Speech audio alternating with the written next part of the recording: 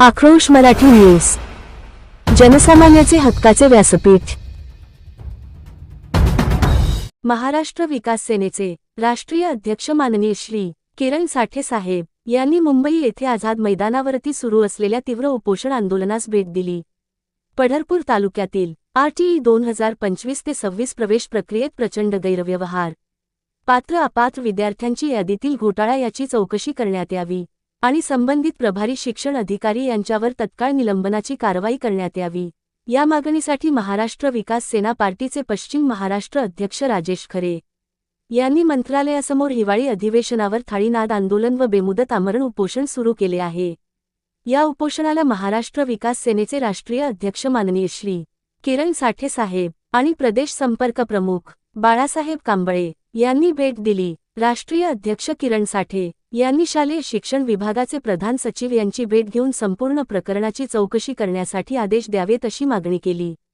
त्यावर चौकशीचे आदेश दिले जातील आणि सखोल चौकशी करण्यात येईल, असे आश्वासन प्रधान सचिव यांनी किरण साठे व आंदोलनकर्ते राजेश खरे यांना दिले आहे। आक्रोश मराठी न्यूज, आझाद मैदान, मुंबई।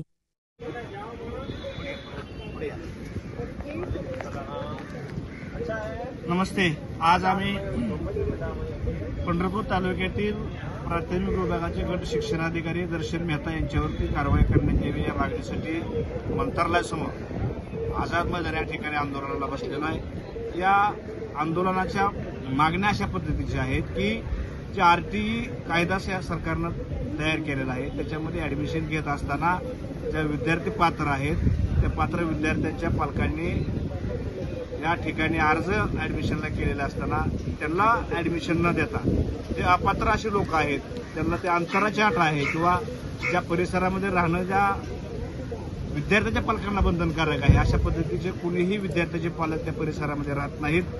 खोटी कागदपत्र सादर करून खोटे राहत असलेल्या कागदपत्राचा करारनामा करून त्या ठिकाणी या प्रशासनाची फसवणूक करण्यामध्ये या पालकांनी फार मोठी गंमत केलेली आहे आणि या सर्वांना पाठीशी घालून या ठिकाणी दर्शन मेहता म्हणून जे गट शिक्षणाधिकारी आहेत त्यांनी त्या पात्र विद्यार्थ्यांना प्रवेश दिला नाही अशा पद्धतीच्या तक्रारी आमचे पश्चिम महाराष्ट्राचे अध्यक्ष राजेश खरे यांच्याकडे आलेले आहेत। या सर्व प्रकरणामध्ये दर्शन मेहता यांनी फार मोठ्या प्रमाणामध्ये अनियमितता केलेली आहे। याच्यामध्ये आर्थिक व्यवहार झाल्याचं सुद्धा माहिती पात्र असलेल्या विद्यार्थ्यांच्या पालकांनी दिलेले आहे राजेश खरे यांना। त्यामुळं या सर्व प्रकरणाची सखोल चौकशी व्हावी आणि दर्शन मेहता यांच्या कार्यकाळामध्ये पंढरपूर तालुक्यामध्ये RTE झालेल्या सर्व प्रवेशाची चौकशी करण्यात यावी आणि त्या प्रवेश घेतलेल्या पात्र विद्यार्थ्यांच्या पालकांचा ज्यांनी पुरावा जोडलेला त्या पुराव्याचे सर्व दस्तऐवज तपासावेत